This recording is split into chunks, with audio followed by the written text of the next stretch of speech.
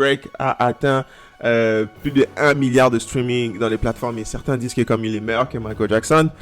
Quel est ton avis par rapport à ça? Non, mais il peut pas être meilleur que Michael Jackson parce que Michael Jackson, c'est quelqu'un qui a vendu des millions de CD. Les gens pensent que le streaming, c'est le streaming qui rend les artistes riches. Non.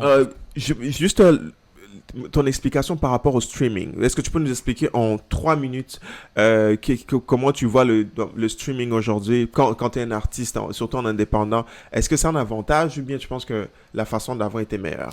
Le streaming, c'est une révolution musicale.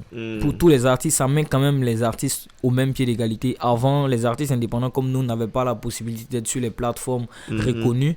Mais aujourd'hui, un artiste indépendant étant sur les plateformes, ça lui donne une certaine crédibilité, un certain sérieux, parce que évidemment au même titre que Drake, quand tu me vois teaser mes sons et tu vois Spotify, iTunes, Deezer, ça améliore mon branding. Et puis ça a créé une économie aussi qui s'est additionnée à l'économie qui prévalait, qui était la culture du CD, le physique.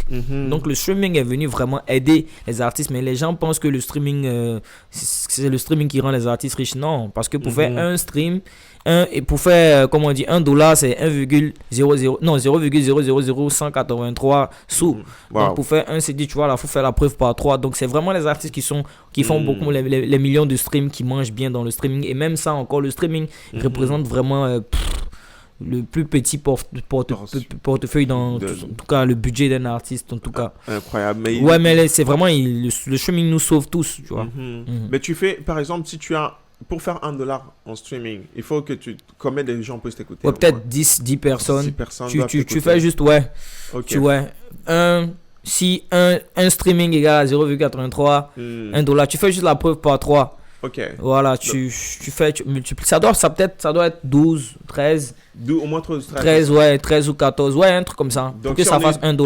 Oh, nice. Donc, si au moins 12 personnes t'écoutent ce soir, donc tu as au moins $1. Oui. Bah, les gars, allez streamer, ça coûte rien. Voilà pourquoi il y a les artistes moi, je pense, qui trichent. Ils font beaucoup d'albums. Ils font beaucoup de sons dans les albums juste pour qu'on. Ouais. Bref, ça, c'est un autre débat. Vraiment. On recontinue à la deuxième partie où est-ce qu'on va parler, en fait, de comment les artistes qui vivent en tant qu'artistes au Canada. On va parler de streaming encore un peu plus et donc on se revoit à la deuxième partie. Ok.